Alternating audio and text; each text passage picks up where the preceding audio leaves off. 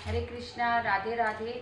मैं श्री राधे रानी सेवा की दासी संगीता डुकवाल आप सभी को श्री कृष्ण और उनके परम प्रिय भक्त नरसिंह मेहता जी की झांकी दर्शन कराने जा रही हूँ। आप सभी दर्शन कीजिए और भगवान का आशीर्वाद प्राप्त कीजिए। नरसिंह मेहता जी का जन्म गुजरात के जूनागढ़ में हुआ था। नरसिंह मेहता जी के माता पिता बचपन में बहुत जल्दी ही गुजर गए थे। नरसिंह मेहता बचपन से सुनते और बोलते नहीं होते हैं और नरसिंह मेहता जी की दादी ही उन्हें, जया कुंवर जी, उन्हें पाल पोस कर बड़ा करती है। नरसिंह मेहता जी की दादी उन्हें हमेशा मंदिर ले जाया करती थी। तो एक बार नरसिंह जी को मंदिर ले गई तो एक संत जी बैठे थे। तो संत भगवान ने कहा, तेरा बेटा तो बहुत बड़ा भगवान का भक्त बनेगा। तब दादी ने कहा कि ये भक्त कैसे बनेगा, ये तो बोलता भी नहीं है। तब संत भगवान ने पहली बार नरसिंह जी के मुंह से बुलवाया, बोल बेटा राधे गोविंद, बोल बेटा राधे गोविंद। तब नरसिंह जी के पहली बार नरसिंह जी ने शब्द बोला राधे गोविंद। जिस शब्द को उन्होंने पहली बार बोला उस शब्द को उन्होंने मंत्र ही बना लिया और पूरी जिंदगी यही नाम जपते रहे। अब नरसिंह जी तो भगवान के अच्छे भक्त बन गए। नरसिंह जी बड़े हो गए, समय बीतता गया और नरसिंह जी की दादी ने नरसिंह जी का जल्दी विवाह करवा दिया। उन्होंने सोचा कि नरसिंह तो मेरा बहुत भोला है, तो नरसिंह जी का जल्दी विवाह कर देती है। नरसिंह जी के विवाह पश्चात उनके 2 बच्चे हो जाते हैं। घर में उनका बड़ा भाई और भाभी होते हैं। तो नरसिंह जी का मन सिर्फ भक्ति में ही लगा रहता था, उन्हें दुनियादारी से कोई मतलब नहीं था। लेकिन एक दिन उनकी भाभी मानिक बाई उन्हें कुछ गुस्से में बोल देती है तो नरसिंह जी घर छोड़कर घर से निकल जाते हैं। नरसिंह जी घर छोड़कर एक शिवालय में चले जाते हैं। 7 दिन और 7 रात वो शिव जी की भक्ति करते हैं। भूखे प्यासे रहकर 7 दिन रात उन्होंने प्रभु की भक्ति करी और उन पर शिव जी प्रसन्न हो जाते हैं। नरसिंह जी पर प्रसन्न हो जाते हैं और उन्हें साक्षात दर्शन देते हैं और शिव जी कहते हैं, बोलो नरसिंह तुम्हें क्या चाहिए। तब नरसिंह जी बोलते हैं, मुझे तो मेरे राधे गोविंद के दर्शन करा दो। शिव जी बोलते हैं, तथास्तु। शिव जी उन्हें गोलोक धाम लेकर जाते हैं, दिव्य दृष्टि देते हैं, उनको रास के दर्शन होते हैं। कन्हैया राधा रानी साक्षात प्रकट होकर नरसिंह जी को दर्शन देते हैं और नरसिंह जी से कहते हैं, बोलो नरसिंह तुझे क्या चाहिए। तब नरसिंह जी बोलते हैं, जिनको आप मिल गए उसे इस संसार में और क्या चाहिए, मुझे तो आप अपने चरणों में रख लो। फिर कन्हैया कहते हैं, नहीं नरसिंह तुझे तो धरती पे जाना होगा और भक्ति का प्रचार करना होगा, लेकिन मैं तुझे अवश्य एक वरदान देता हूँ कि जब भी तुझे केदार राग प्रदान करता हूँ, जब भी तू केदार राग में गाकर मुझे बुलाएगा तो मैं अवश्य तुझसे धरती पे मिलने आऊंगा। अब प्रसन्न होकर राधा रानी नरसिंह जी को काली कमली प्रदान करती है और कन्हैया उनको प्रसन्न होकर इकतारा और मंजीरा भेंट करते हैं। प्रभु के दर्शन के बाद नरसिंह जी की भक्ति दिन पर दिन और प्रगाढ़ होती चली गई। नरसिंह जी का दूर दूर तक गांव में नाम होने लगा। समय बीतता गया। नरसिंह जी की बेटी नानी बाई का विवाह हो जाता है। विवाह पश्चात वो अपने ससुराल चली जाती है। शादी के कुछ सालों बाद नानी बाई का एक भाई होता है सामल सा, वो गुजर जाते हैं। फिर उनके वियोग में उनकी माँ भी जल्दी गुजर जाती है। अब नरसिंह जी अकेले हो गए। नरसिंह जी अब तो संतों में ही रमने लग गए। एक बार बेटी घर आई, बोले मेरा तो एक ही भाई था, मैं किसे राखी बांधूं। तब नरसिंह जी भगवान की ओर इशारा करते हैं, कन्हैया की ओर, कि अब यही तेरा भाई है, अब तुझे कन्हैया को ही भाई समझना है। तो नानी बाई अब हर साल अपने कन्हैया को ही अपना भाई समझकर राखी बांधने लगी। नरसिंह जी तो अब संतों का ही जीवन जीने लग गए। नरसिंह जी हमेशा हरिजनों की बस्ती में ही जाकर भजन कीर्तन किया करते थे। एक बार क्या होता है कि नरसिंह जी हरिजन की बस्ती में किसी हरिजन का साथ दे देते हैं तो गांव का मुखिया बहुत नाराज हो जाता है और नरसिंह जी को सजा सुनाई जाती है कि आपको पूरे गांव के ब्राह्मणों को भोजन कराना पड़ेगा। और नरसिंह जी सोचते हैं, मेरा तो इतना सामर्थ्य ही नहीं है कि मैं पूरे गाँव के ब्राह्मणों का भोजन करा पाऊँ। लेकिन इतने में 2 यात्री आते हैं। यात्री कहते हैं कि ये 700 सोने की मोहर लेकर हम तो तीर्थ यात्रा पे द्वारका जी जा रहे हैं, रास्ते में हमें चोर लुटेरे लूट लेंगे, इसलिए दूर दूर तक आपका नाम सुनकर हम आपके पास आए हैं। आप ये 700 सोने की मोहर हमें द्वारका जी में दिलवा दीजिए और हम आपके भरोसे ही आए हैं और आप हमें निराश न कीजिए।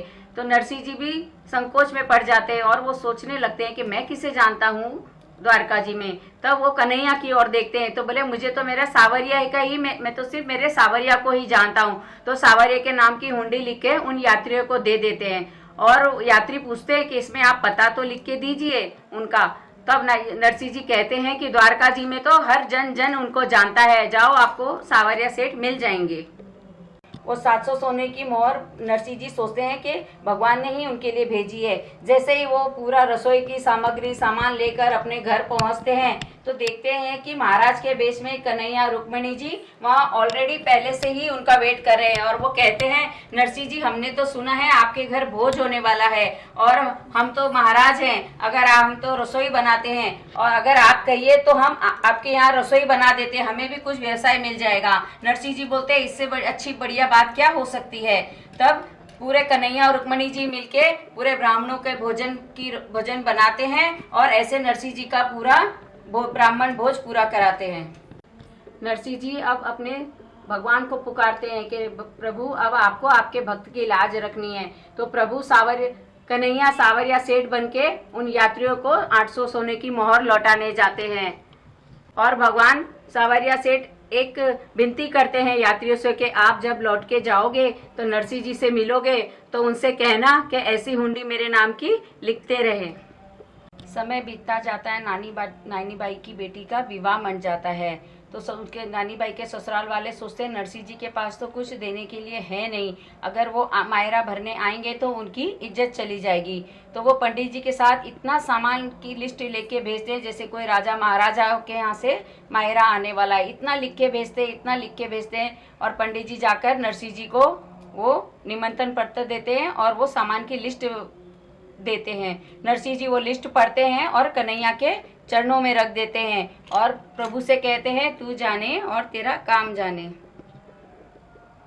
नरसिंह जी सावरिया के भरोसे ही मायरा भरने के लिए निकल जाते हैं अपने साधु संतों के साथ में बैलगाड़ी में।